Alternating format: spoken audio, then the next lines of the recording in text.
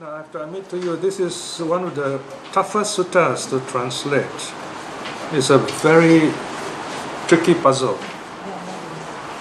But I'm happy that I managed to do it after all.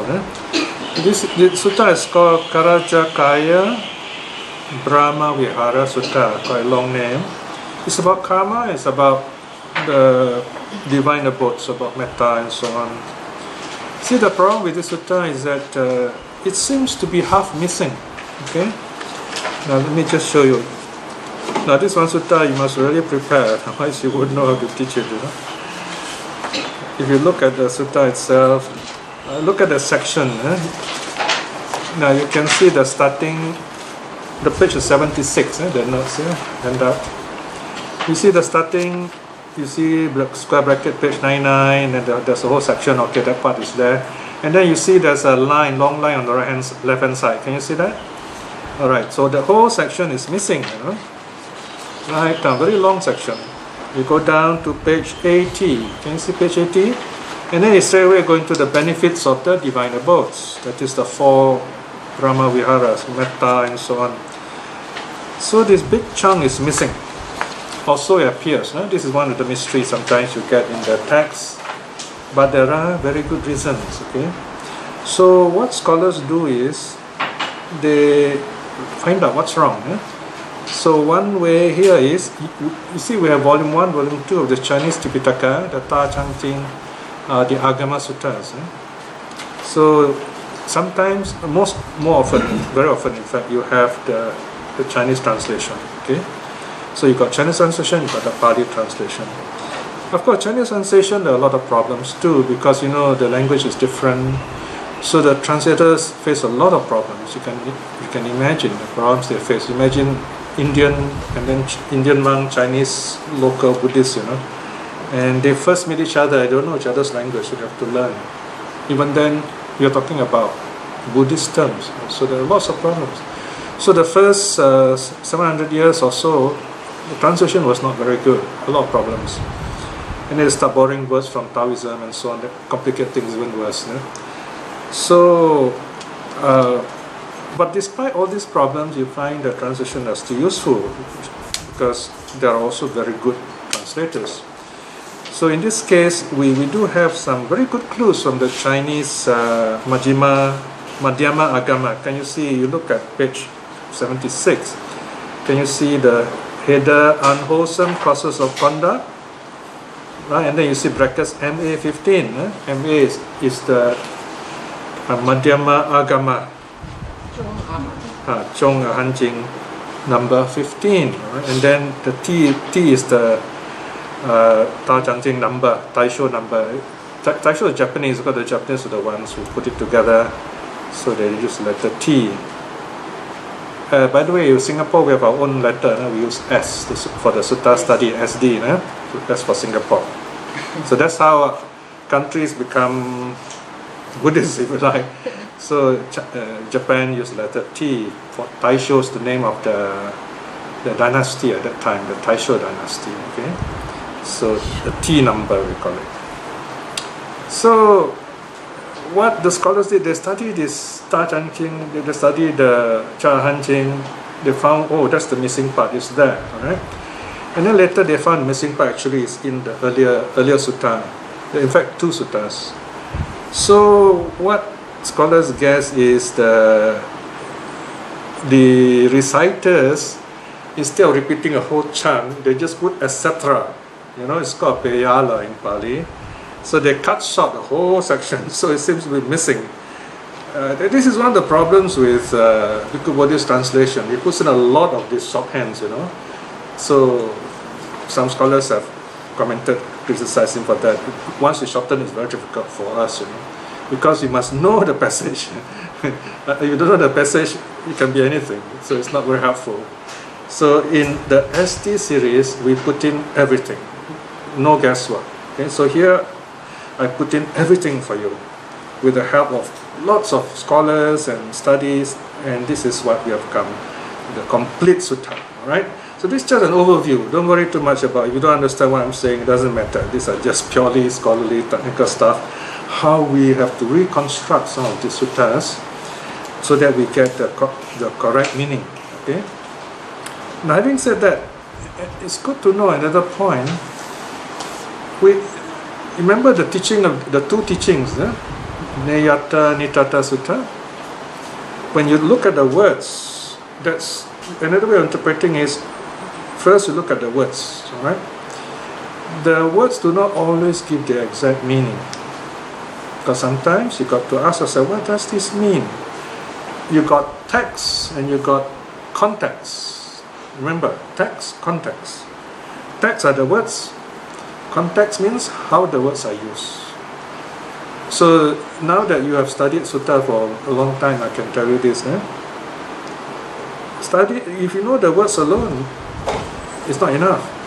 You know, some people, they memorize, say Metta Sutta very easy, and then they write all the translation. To them, that's the only correct translation. This is a problem. That's not the case. There are many other translations, especially when you teach. When you teach, you must convey the meaning. So what you get are not the words. What you get is the flow of the meaning from teacher to pupil, from mind to mind. Something happens in you. You feel happy, you change. You cannot measure that. Those are not words. They are feelings. So don't worry about words. So some people, they only know the words, they start quarreling, arguing, oh, this is right, that is wrong. It doesn't help. Right? So everyone has their own way of teaching. You listen, it's useful, you follow, not useful, don't follow. Right? So there is a way of teaching the sutras. You teach the meaning, you convey the meaning. The words are like signposts. They point to you. Go this way, you must follow. Okay? So this is the way the sutta works. So of course I can tell you all this because I've been doing this for the last 50 years. It's really fun.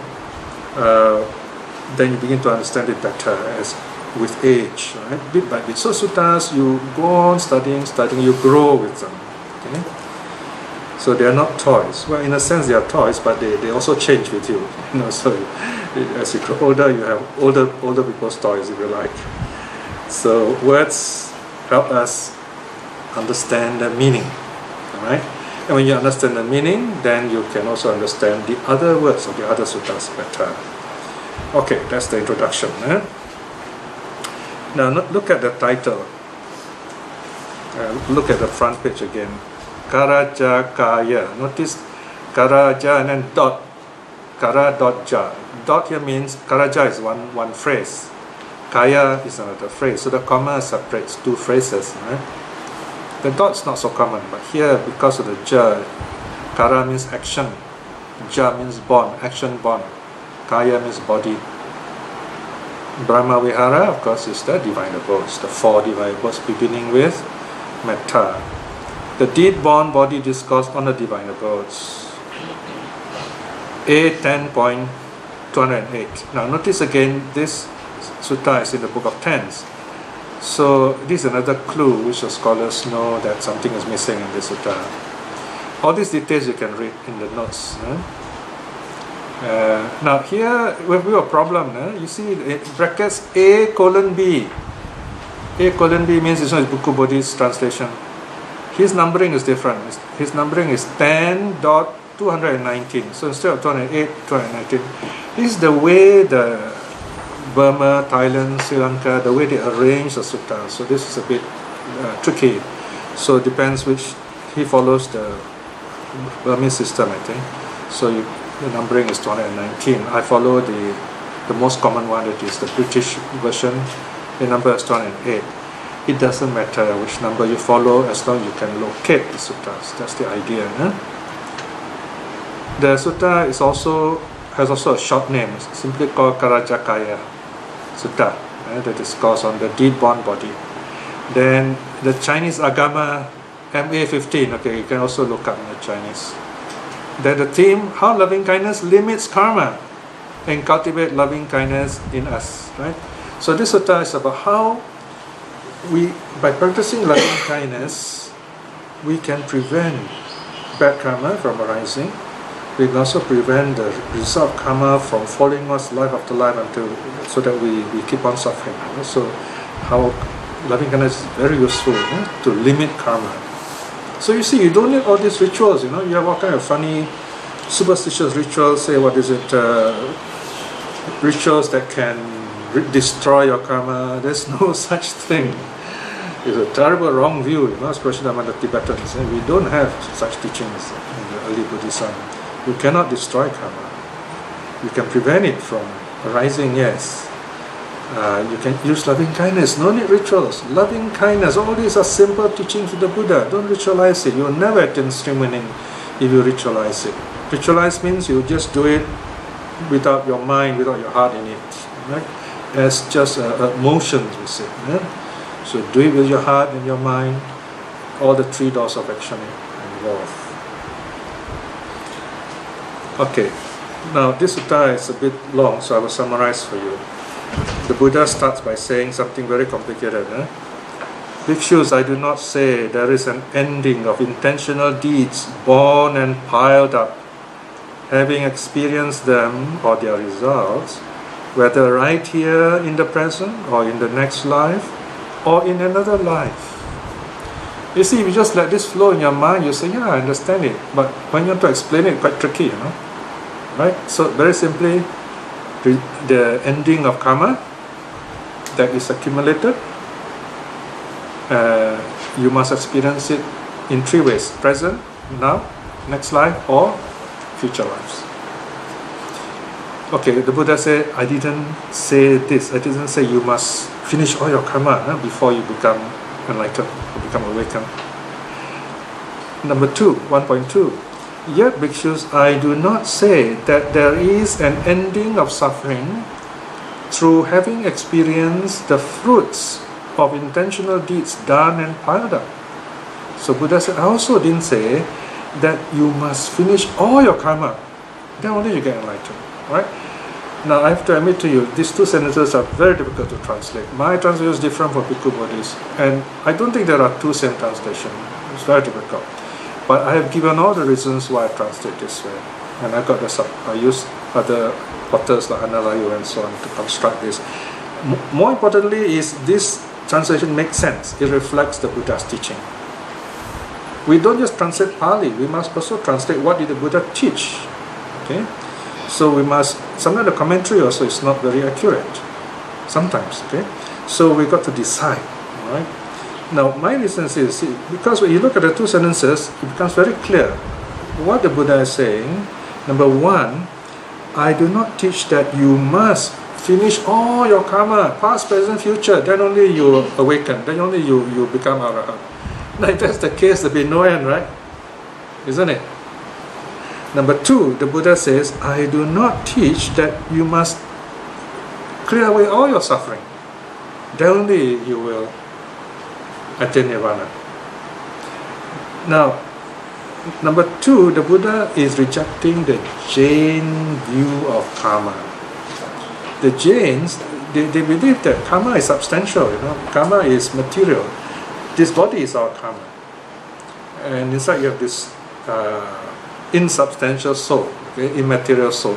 So this body is a prison. So we must clear away all this karma, then only we are enlightened. So the Buddha said, no, we reject that. Right?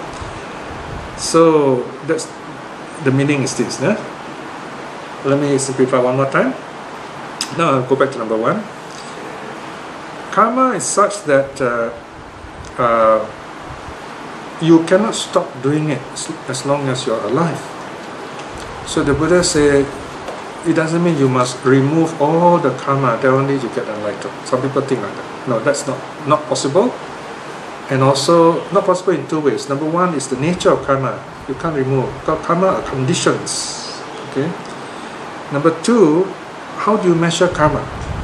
Now the Chinese Buddhists like to do that. Once I saw this little print-out, they actually give you so many merits.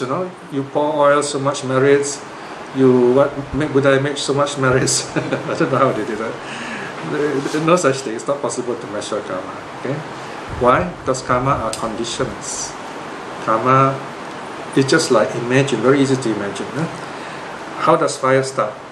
You must have fuel, maybe wood or something that can burn, we say, combustible.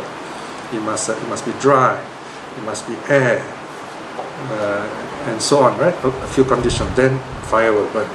So karma also like that. So in other words, if our mind, if we think negative things, then we invite negative actions and then negative results, right? That is why you see bad people, they seem to enjoy good life. Right? You say, how come? These people, they are the bad, they're enjoying good life. Right? Does it mean that their bad karma has given them good results? No, not so. All those bad things they're doing, the result hasn't happened yet. It's like you turn the clock. Those old days, the clock has a spring, So you turn it, so there's energy is stored. So the clock is ticking, but you don't notice it. So this bad karma is being stored, so to speak, in the mind. But he's enjoying past good karma. The past good karma is still there, so it's benefiting from following it. So as long as the conditions are not right, you will see, you think that this bad person is enjoying life. Same thing with a good person. Sometimes we do good things, we get bad results, right? It's not the good things does not bring bad result. It is something we did in the past that bad karma is coming back. But the good thing we do is, in a sense, being stored up. One school of Buddhism called the Sarvastivada, they use the Buddha's teaching on the seeds. They say karma are like seeds in the Bija Sutta.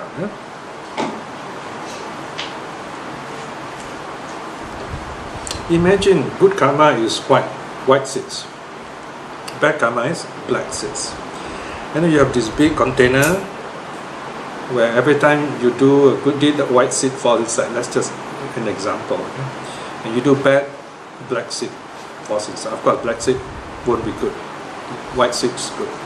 So you have black seed, white seed, lots of seeds. But most of us do good deeds. So you see a lot of white seeds and then some black seeds. But sometimes you see the black seeds are the ones that's growing. Because maybe at some time there's a cluster of black seeds there. So sometimes we need to shake it up a bit, right? So when you meditate or you do something good, it's like you shake the jar a bit, then more of the good seeds will go up, so to speak. Imagine something like that, yeah? So remember karma as conditions. Karma doesn't, there is a saying, we all know, do good, get good, do bad, get bad, something like that. Yeah? Good beget good, evil. Bad begets get bad. This saying actually is not Buddha word. It is quoted in the Sutta, yes. This saying actually was quoted by some rishis who were not Buddhists. They're very powerful rishis. It was a curse. Because the asuras, they were fighting the devas, so the story goes. And every time they fight, these rishis, the hermitage is by the seaside. So these asuras, they live in the ocean, and the devas. You see, these heavenly beings, devas, they Tavatimsa devas. It's a long holiday for them, nothing to do, so they fight. I mean, they enjoy the good karma, so they can't die. So they attack the asuras, and the asuras fight back. It's more like children playing, and no one got killed anyway. They get captured, and then they get humiliated, and that's about it.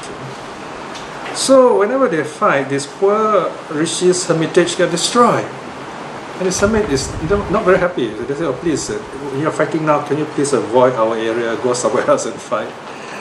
But this leader of the asuras was very fierce. He doesn't like this rishi. Say, "Oh, you worship the devas. Who cares about you? You're going to fight." So because these asuras are so unfriendly and such a violent mind, so that rishi said, in that case, we have no choice but to place a curse. It says, if you do good, you get good. You do bad, you get bad. So whatever you do, it will come back to you. So it's a curse. So this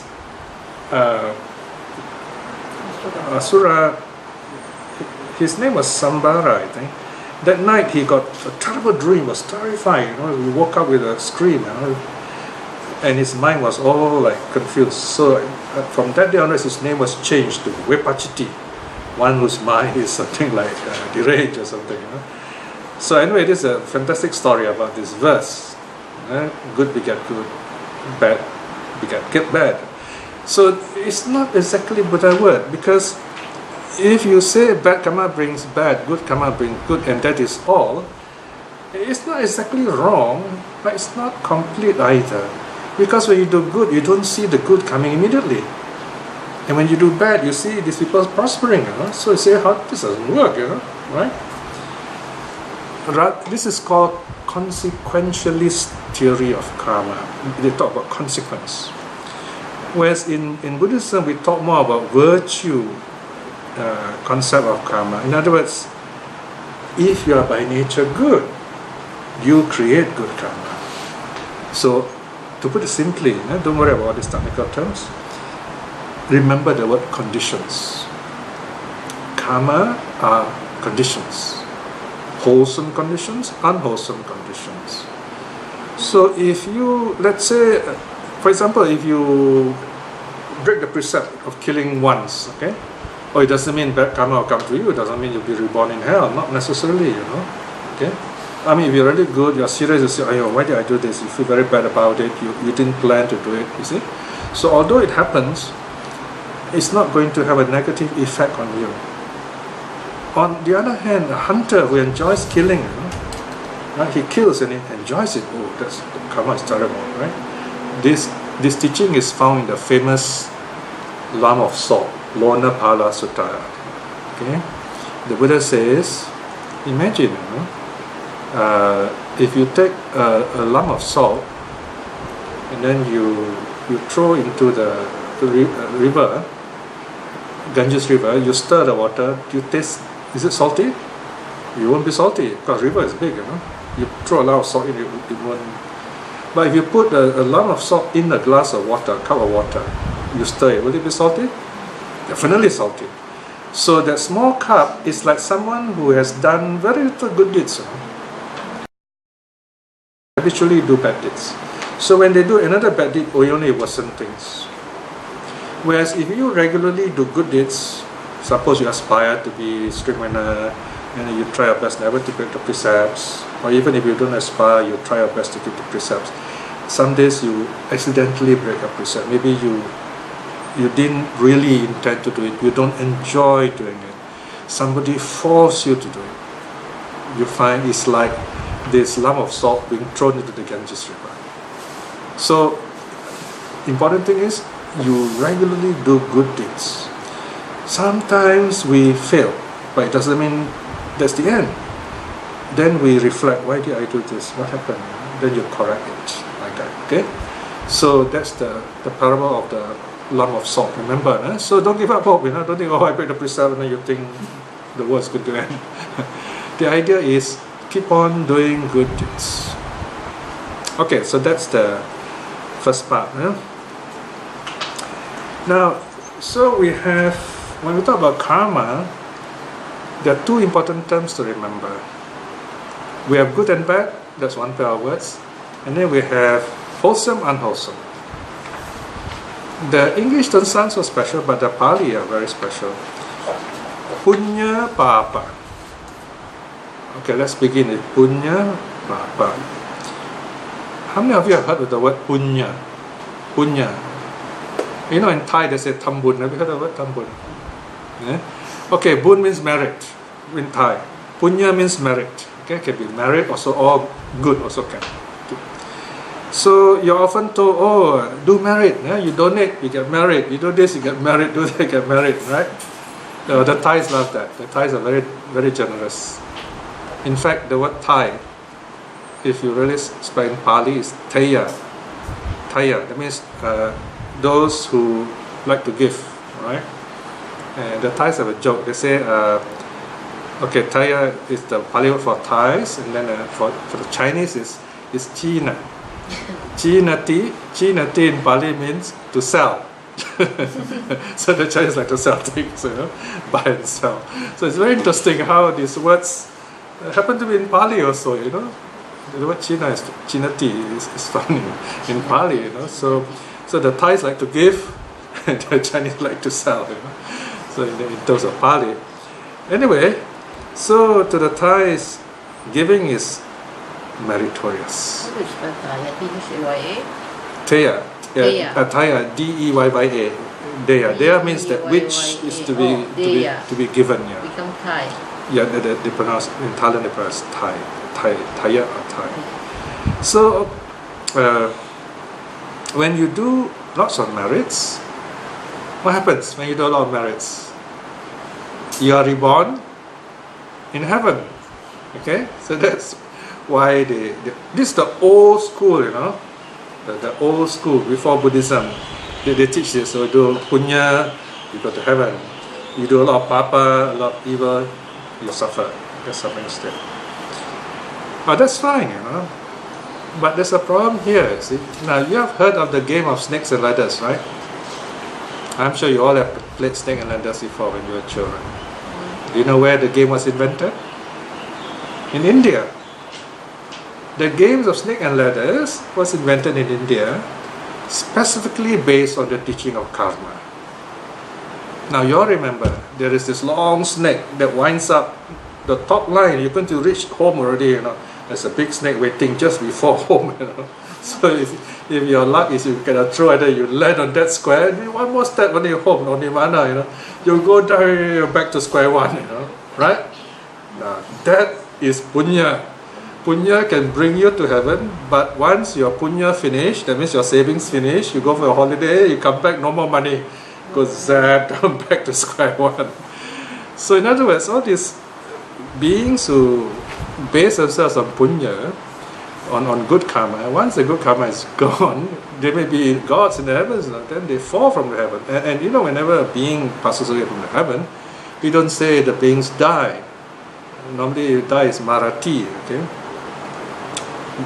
We say Chavati. The devas, Chavati. Chavati means fall. By the way, the noun for Chavati is Chuti. Not holiday. Malay is holiday, right? Yeah. But in Pali it means death of the devas. The devas fall from heaven. The devas always fall. I mean, not they fall like a falling star. It means they die. Okay. And where do they go? They got no more good karma, they go down to the suffering state. So there you are, snake and ladders, So it's not a very wonderful plan, to have, right? So what the Buddha said, marriage is good, a good start, of course. Of course, the opposite of marriage is papa, bad, but marriage is not enough. Marriage gives you all the things you normally hear about karma.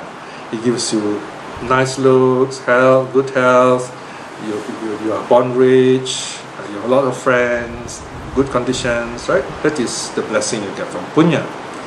But if you use those things wrongly, you're going to reap the bad harvest, right? So what the Buddha is saying, okay, you have your punya, good, but use the punya to cultivate kusala. Kusala means wholesome. Kusala also means skillful. Kusala, okay? Opposite of kusala is akusala, unwholesome. Now, actually the difference is very little. See, for example, when you look at the 10 wrong actions, remember we did 10 wrong actions last lesson. You got 3 actions of the body, right? 4 actions of speech, and 2 actions of the mind, totaling altogether 10, right? They are actually also punya, but they also call the kusala kamapata, the wholesome path of karma, or the path of wholesome karma, if you like. So what's the difference between the two, punya and kusala? Okay, let's look at the famous saying 183. I can remember 183 because it's the bus 183. DH 183.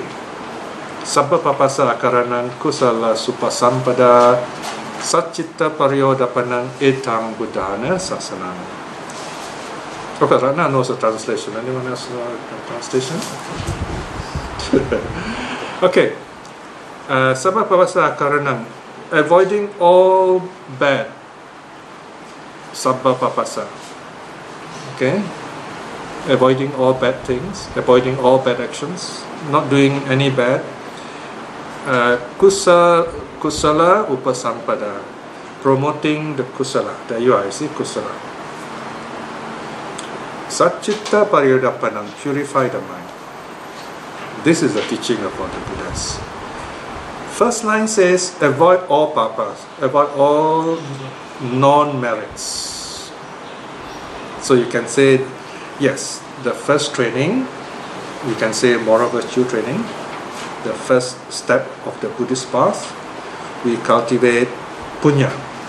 We do good like dana, we are kind to people, we keep the precepts, that is apapa or punya, in other words, meritorious acts. Okay, that will bring us good health, not comfortable home, good friends, like that. Okay, easier to practice the Dharma. Second line says, kusala, cultivate kusala, wholesome. That means what? You have to train your mind. See, you must train your mind because the mind is the source of your karma. Why? Karma is your intention. Remember, what is karma?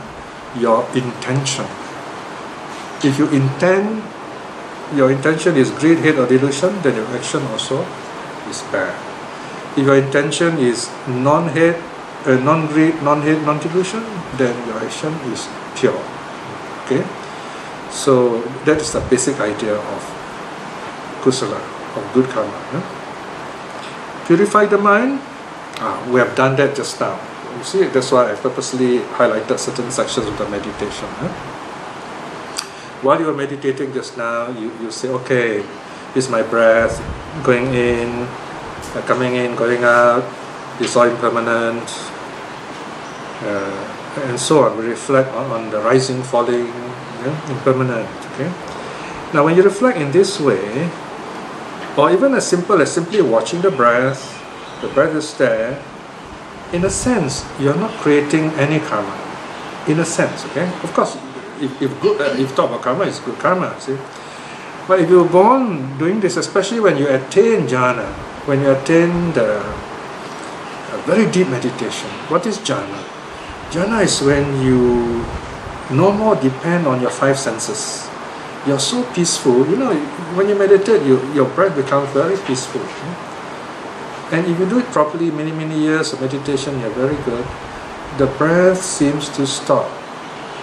Your eyes are closed, all your five senses stop working already. You don't feel anything. There are stories here that a person who is in jhana cannot be killed. There's a story in Dhammapada story. There was this monk, Pachaka Buddha actually. He was meditating and he was deep in jhana. But because he meditated so long, all this dust and dirt collected on him. So this naughty village boys came and thought that he's already dead, So they decide to cremate him. So they start piling wood around this meditating Pachaka Buddha, and they burn him, But he couldn't die because he was beyond his body at that time, beyond his senses. So after that, they left him there. And when he come out of his meditation, he said, "Oh, what's all this dirt around me?" He shook it all off and he went about his routine. See? So of course, these are stories about jhana. You overcome your five senses. Now, if you overcome your five senses, that means also the mind, by the way, the sixth sense. Because in deep meditation, in jhana, the mind, as we know it, also ceases functioning. You have this pure mind, so to speak, the bright mind. So this mind is pure, and if a person dies on that level, he'll be reborn in a formless state. Okay? Of course, formless state, you still come back, there's still karma there. See? But if you come out of your dhyana, anytime, even first jhana, but the mind is pure, no distraction. You come out, you're very joyful, your mind is very clear, like a polished mirror. Then you reflect on impermanence, you reflect on suffering, you reflect on non-self. It's very clear. That's what the Buddha did. If you remember, even as a child of 7, Siddhartha meditated and got to jhana. So at 29 years old, the Bodhisattva remembered that event. So he switched. Instead of torturing his body, he meditated and reflected on the breath. He went into jhana, came out of it, and he reflected on all the impermanent, the 12 links and so on. He became Buddha. Right? So that's the process of becoming Arahat. You want to become Arahat, you must clear your mind. The third line, Satchitta Pariyodapanam. Purify your mind completely. Purify the mind, that means free the mind from the 5 senses, free the mind from the mind itself. Then the mind is so clear, it's able to understand the nature of reality, and that brings awakening to the Buddha. So this is the teaching of Arahat. Okay, no wonder people say, "Wow, so difficult. How am I going to attain all this?" I'm sure many of us, all of us will say it is very difficult for us, right? Even many of the monks of today also feel that way. But there are other ways. Right? You don't have to attain this highest level. You just need to put that first step on the path. Once you put the first step on the path, it's just like the travelator, You know, travelator is the flat escalator. You just stand on it, it moves, So once you step on the path, very easy. In a sense, the path moves, but you got to make sure you go on the right travelator. So what do? How do you get on the first path? What is the first path? Stream winning, right? Stream winning. Okay. Now stream winning is very easy. Because stream winning, you only got to remove 3 factors of Arahat, 10 factors, a lot of things, got to remove the idea of self and so on, very difficult. Whereas as a stream winner, number 1, you do not see your body as yourself. You don't say, I am, this is me, I, me, my. You don't think in terms of that. Okay? No self-identity view. Number 2, you don't have doubts. In other words, you study suttas, you ask questions, then your mind is clear. You don't have doubts. If you practice meditation, you study the Dharma, you have no doubts. Maybe you say, I don't understand this. Then you ask questions. Then it becomes clear in your mind. Okay? Now, for example, even when you study sutta regularly, you find that there's nothing to doubt there. Of course, some stories are fantastic, but there are reasons why they are fantastic. It's not that they're purposely told in such a way, to just fool us. The reasons why all these are fantastic. So you don't lack faith. Some people, they lack faith. They say, oh, you don't believe all this, this nonsense. Once you talk like that, you start removing chunks and chunks from the sutta. There's nothing left to study. Very little things, So we've got to find out what's going on. So there is faith there. There's no doubt there, right? Because you know the language of the suttas. It's not the words, right? It's what's behind the words. The words are like fencing, like a wall. Protect the Dhamma. So you got to go through the wall, go inside. Okay? There's a door there you go through. Alright, so then after that, the last one is superstition. Performing rites and rituals, vows and rituals. What's wrong with vows and rituals? People like to say, oh, I vow to become Buddha, What does it mean you vow to become Buddha? Are you willing to sacrifice your body? You're going to get cut up, you can give your arm, give your parts of your body, give your eye. Wow, that's tough, You don't have to do that.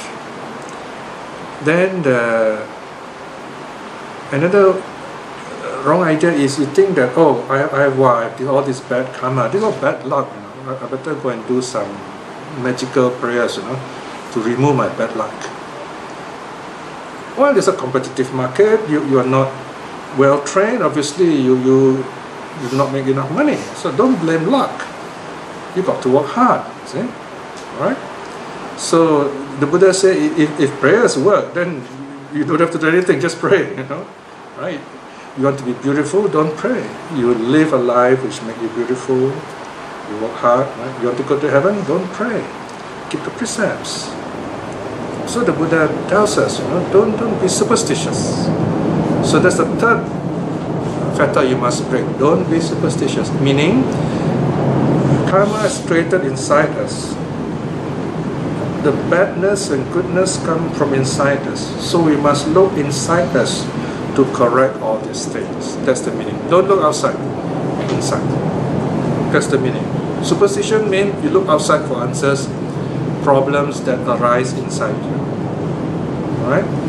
So if you are able to overcome these three things, overcome self-view, overcome doubt, overcome attachment to rituals, to vows and rituals, you're on the way to stream winning. Actually there's a simpler way. You go on reflecting on impermanence again and again. When you do that, you look at your body and say, oh, everything is impermanent, my breath also, go in, go out, even my breath is not my own, my breath is life, so what do I own? Temporary resident here, okay? You can also say permanent resident if you like, but you have to leave, after a while. So, when you take this approach of reflecting on impermanence, you're reminded again and again, things change. When you lose something precious, you say, well, it's nature of life. You're still happy, right? When you see yourself grow old, you say, well, it's nature of life. You're still happy. So that's why the reflection on impermanence is very important to us. It removes fear. So the Buddha says, if you do not attain stream winning in this life, definitely at the moment of passing away, you will get it. Because the moment of passing away is a momentum. It will move by itself naturally, depending on your habitual karma. Alright? Okay, so we stop here for a while. Alright? Now finish off the last part afterwards. So let's finish off now. Okay, look at page 80. Benefits of the divine abodes. Okay, this is the section on how to practice the 4 Brahmaviharas. Loving kindness, compassion, gladness, and equanimity. Now, if you are not sure what they are, don't worry. Just stay with the first one. Loving kindness is a good start. Now, look at how loving kindness is defined. Brackets 1, cultivation of loving kindness. You got it? 1.3. But bhikshus, that noble disciple, thus free from covetousness, from ill will, unconfused, clearly aware, ever mindful. Okay, these 3 are the 3 roots. Covetousness is greed, ill will, of course, is hate, and then unconfused is not having delusion. Dwells. So in other words, when we start meditating, just clear the mind of greed, hate, calm yourself. No delusion, don't think about any views.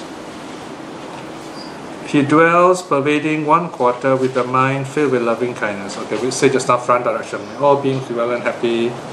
Likewise, the 2nd quarter, which is right hand side, and then the 3rd quarter at the back, 4th quarter on the left.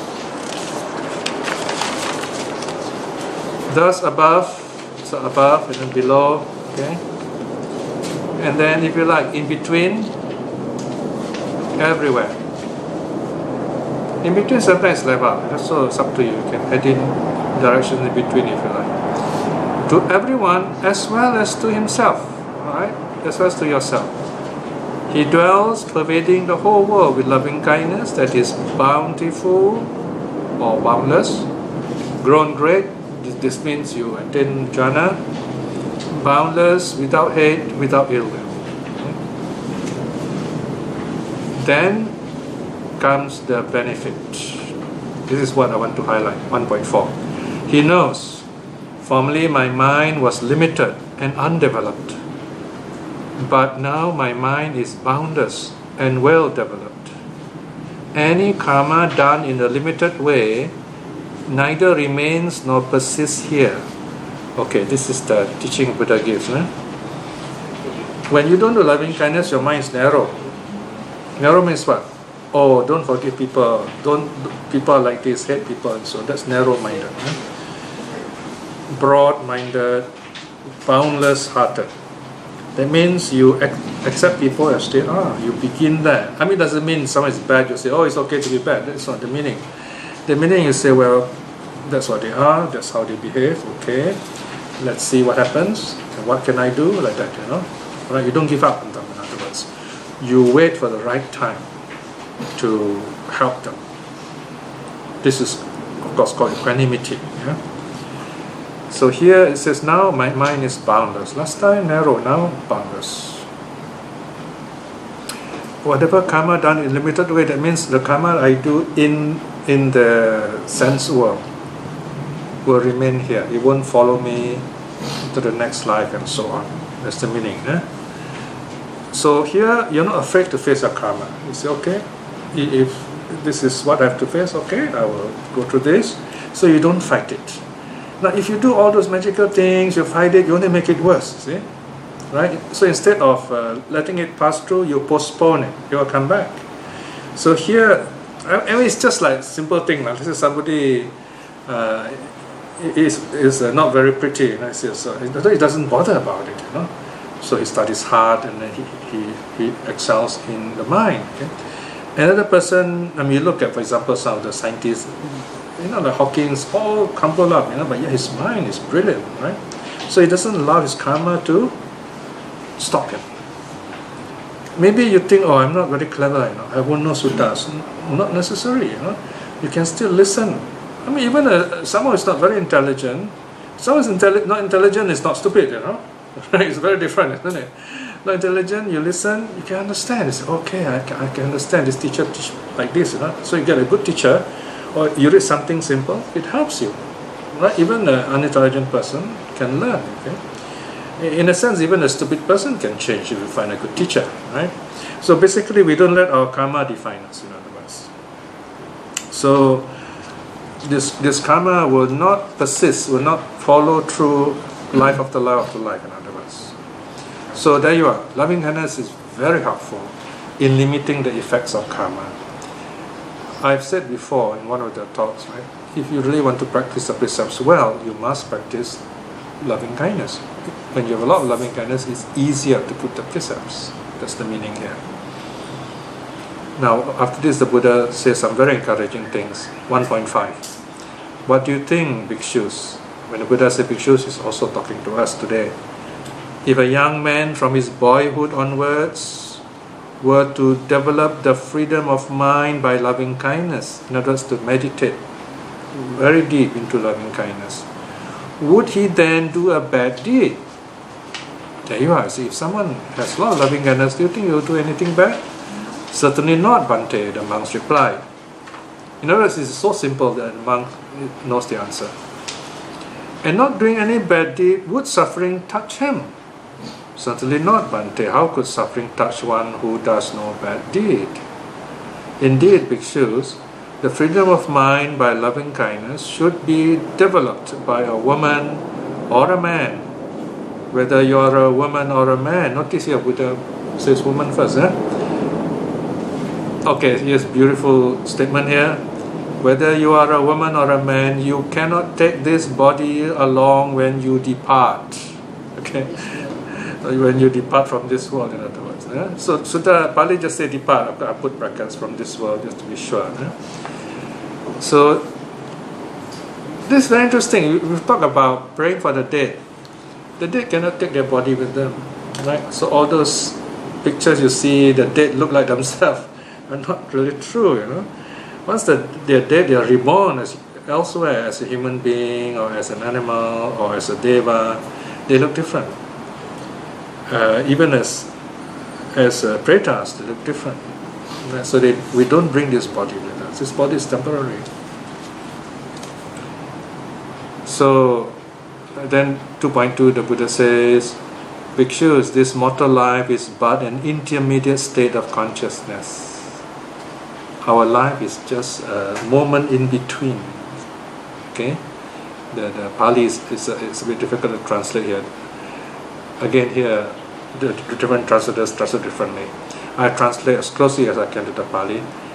Intermediate state, antara, chitantara. Intermediate state of consciousness. What does it mean? Our mind, we've got past, present, future. When you meditate, you watch the present, rising, falling, in, out, and so on. Okay? The moment you watch, the mind already gone to the past. Future mind comes like that. So you only have the present. The present is called the intermediate state. The intermediate state also is changing so fast. You say this is already gone. This already gone. So that's why we say non-self, because there's no this, no that. Okay? Right? So it is, the Buddha is saying something very deep here. It is an intermediate state. It's in between past, in between future. Okay? So that's why I use the word intermediate, easy to explain. I just checked the Buddhist translation. It says the mind is the core. So I can't relate to that. I mean, it gives a good modern sense, but it doesn't give the sutta meaning. You can't. It's hard to explain that in the sutta sense. So, is this considered as a bardo? Yeah, but bardo is a Tibetan word, but we must be careful when you use bardo, because then the Tibetan have their own interpretation. Yeah, so that's the problem. Okay. So of course, if you talk in Tibetan, yeah, you use bardo and then you explain, say, okay, but this is what it means. Right? So you can use a word, but you must ask, what does it mean? Okay. So words have their baggage. Then the Buddha continues. He says, he knows thus, whatever bad deed I've done before with this deed-born body, this body is result of karma, their results will be experienced here and they will not follow me. Alright? So if you have done something bad, okay, I face it now, and then that's it, they won't follow me anymore. Loving kindness, if developed in such a way, will lead to the state of non-returning. In the case of a monk who is established in the wisdom found here in this teaching, but who has not attained to a higher freedom. So if this person really meditates, this is according to jhana, going to deep jhana, if he does not totally free himself of break all the 10 fetters, then he becomes a non-returner. So this also is quite, this is using loving kindness. No? Apparently from this verse we can say a person may not be able to attain arahathood through loving kindness alone, but of course it can go into wisdom aspects. Right? These are just technical points anyway. So the point is, loving kindness helps us to hold back our karma. Okay? Remember, you have a lot of loving kindness, easier to keep precepts. You have a lot of loving kindness, also easy to reflect on impermanence. And if you can reflect on impermanence, you can aspire to be a stream winner, simple as that. And if you aspire to be a stream winner, you have greater strength to keep the precepts. You have greater inspiration to study the Dharma. You become happier. It's just a plan. You say, okay, in this life I'm going to take the first step on the Eightfold Path. And you may take 7 lives to go. 7 lives is very long, many world cycles. So some people have this funny idea, oh dear, I'm going to miss all my friends and relatives because if I reach the path, you still have a long time more. But you're going to lead a happy life. If you don't, then you'll be reborn in the lower states, suffering states, animal world, suffering world, and that's no fun at all, suffering. Okay? So, and the sutta finishes that. Because everything is repeated for compassion, for what we call gladness and equanimity. Alright? So, in summary then, karma is our habit. And they arise from conditions. When the conditions are right, so karma will ripen. So as Buddhists, we want to create all these good conditions so that our good karma in the past will come back and help us. right now, for every one of you here, your good karma is coming back to help you. By sitting here, by coming here, by studying the sutta, you are at peace with yourself. You know, if you are not here tonight, you could have been doing 1,001 other things. You do not know what. And they could bring bad karma. But here you are sitting peacefully, keeping the precepts. You can remember this moment when you can't meditate next time. Remember, okay, I was sitting, listening to the sutta, I am at peace with myself, and I have kept all the 5 precepts. By this good deed I've done, may I find peace of mind. Like that. That's called act of truth. Right? Now you say that way, then you find you can meditate better. Like that. And then you go on from there. Think of all the good deeds you can do. Right? And progress bit by bit. You know, you can't just sit straight away 1 hour. We start 5 minutes, and then a bit more like that, bit by bit. Okay? So there you are. That is today's teaching. Very complicated teaching. I've simplified it. I hope it's simple enough. Yeah? Okay. If there is any questions, you can take a few minutes to ask. And also to answer. Yeah? Clear enough for you, everything?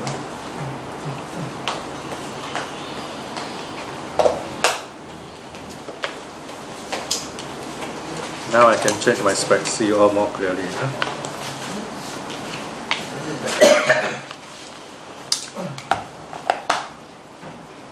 Any question? Ask now. Huh? Don't ask when eating. Okay. Okay. Yes. Checking. Yes. Karma equals intention, right? Correct. So, but sometimes there's intention but no action. That's okay. That's called mental karma. Also good. Mental karma also good. For example, you say, may all beings be well and happy. Mental karma. But, maybe you intention but no action. Because maybe it's not the right time. But when the right time comes, then you will naturally do it. So it starts with your intention. Meditation also in many ways is intention, right? So you start there. All actions start with the intention. So we have to subdue that intention. You mean negative one? Yeah, This is subdue. Like maybe not happy with someone over pay money or whatever. Then Yes. we tend to do something that is not wholesome. Yes. You know? So you get rid of the hatred inside you. In fact, you don't have to take the trouble. The hatred will come. The problem is how to push it away and act in a calm way. You see, you have a choice. You can act calmly or you can act irrationally. The result might be the same, negative, you see. So if the result is negative but you're calm, you don't lose. But result negative, you also negative, wow, double. You lose double. Right? So there's nothing to lose. That's why the Buddha said there's nothing to lose if you are good. So that's the bet. So the Buddha gave us a bet, you know. He said, okay, this is the only time the Buddha encourages us to gamble, it seems. He said, which one you think is better? If you are bad, you do bad, you get twice the result. If you do good, right? If you believe in, say, karma, okay, you believe in karma, if it's not true, no problem. If it is true, also no problem. But you don't believe in karma. If it's not true, no problem. But if it is true, you're in trouble. Right? You get it? The logic? I just can't find somebody did something that promised something, but did not realize that. Okay. So naturally our anger will build up. True. That builds up the intention. Yeah. It's only half speech. Probably the end result is only half speech that we will tell, hey, half speech. But it's also equally to unwholesome. So you speech. you minimize. We're not perfect, so minimize, then we become better over time. People have reasons why they do bad things. I don't think people enjoy doing bad things. People who do bad things are definitely not happy about something. So that's why, for example, we have this concept of, say, Avalokiteshvara, Kuan Yin, always forgiving, because Kuan Yin mind means you look at the person, you say, wow, this person do bad things. Obviously, must have a lot of bad conditions to make the person do all these things. For example, I don't know why people hate this Amos Yee or that. You know, Amos Yee, the boy who likes to talk funny things.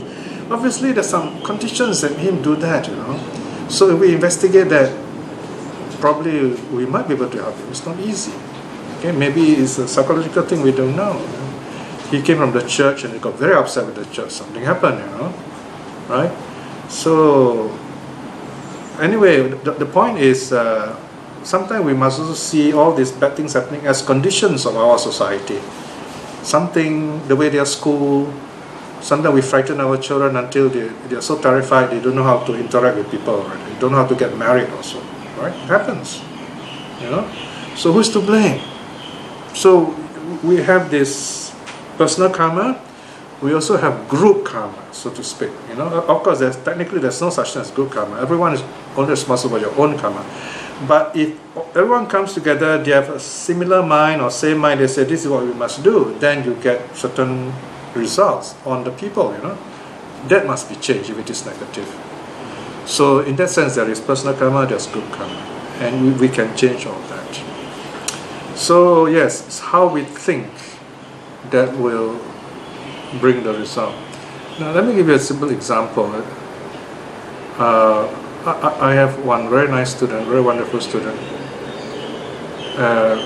During the Lehman Brothers disaster, he lost a lot of money.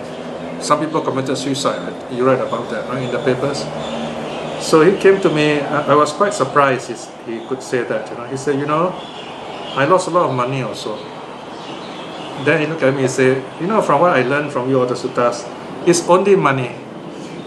So I'm happy. Those people deserve it anyway. But that part I don't know how he could say it. So those people deserve it anyway. So it's only money to me, so I didn't lose anything else.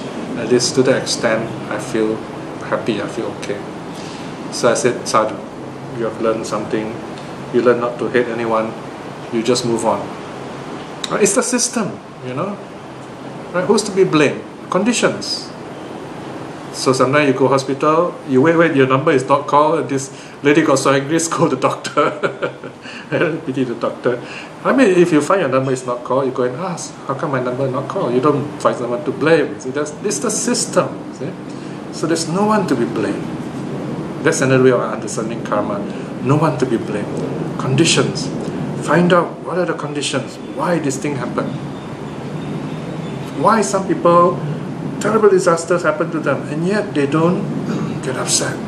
Some people, small thing, get upset. Right? So people are all different how they react to karma. Why don't I react in a positive way? Can I label this whole thing as karma, as karmic? What thing? Like somebody created something that makes you. No, is that? Can I label it as a karmic reaction to make myself accept this thing? Reaction, yes. Yourself can. You can say that, yeah. But again, be careful not to say everything is karma. Yes. Again, that's wrong. For example, let's say A walks to the lift, and then the lift got stuck. Singaporeans are used to lift got stuck. Now they don't panic anymore. So let's say the lift got stuck and then nobody around, and you stay there for 1 week, poor guy, you suffer, So is that bad karma? This is quite a problem, it's very tricky, The fact that the lift stopped working is not karma. We say it's the law of heat, physics. The fact that this person is very peaceful, is karma. So the other day, somebody got stuck in a lift, in our block. So my son heard the sound, so we all went down. I was surprised there's nobody there. I thought there'd be a lot of people crowding around, First I looked, where's the lift? I saw, it's down there. So it's on the ground floor. And there's an old couple there. And they also look relaxed. So that was my first experience of someone stuck in the lift. So we asked, are you okay? I said, yes, we're okay. Then a chance to ask them, where's your unit number? So do you want us to tell your family? He said, no need. That's another surprise. I said, no need. Both of them were there, very calm. And then somebody already phoned the technician. And it's a holiday, I remember now, New Year's Eve, So they waited there, very relaxed, until the technician comes, unlocked the door. The next thing it says, lift cannot be used. Holiday, so nobody is going to repair it anyway. So this couple, felt very peaceful. So they didn't react negatively to a negative situation. So not everything is karma. Right? There are 5 laws. I hope I can remember them. Number 1 is a physical law. Number 2 is a law of seeds. For example, we are born human. The fact that we are born from a mother. The fact that we are born human from a mother is not karma, but the fact that we are born human is karma. So it's a bit technical. And there is a law of the mind, how our mind operates. And then the last one is called Dhamma Niyama. All those miraculous things that happen in the case of the Buddha's life that cannot be explained under normal circumstances. And somewhere in the middle, number 3, I think, that is karma. So karma is only one of the 5 universal laws. Okay? Alright, very good. Anything else? So everyone happy? Okay, so alright, just nice, So let's go into happy time, the happy hour then. Okay. Yes? Do we close now? We close now, okay. Right, today we have reflected on the teaching on the karma as well as loving kindness and the 4 divine abodes. Karma are conditions. We must have a lot of loving kindness, so we smoothen our karma, we prevent bad karma. With loving kindness, it's easier to practice the precept and also our meditation with the inner smile. These are wonderful, simple teachings we can use to live happily as Buddhists. Reflecting in this way is very good karma. By the power of all this good karma and by the blessing of the 3 jewels, let us cultivate loving kindness towards ourselves, that we may be well and happy, healthy and wise to practice the Buddha's teaching, so that we are courageous enough and wise enough to aspire to stream winning in this life itself. By the power of the 3 jewels too, let us send out our loving kindness to all our loved ones, to all those who are practicing the Dharma, that they may be well and happy, or even awaken in this life itself. And also by the power of the 3 jewels, let us send out our loving kindness to all those seeking the Dharma, all those who have difficulty trying to understand the true teaching, that they will awaken to true reality in this life itself. May all beings be well and happy. Sadhu, sadhu, sadhu. Okay.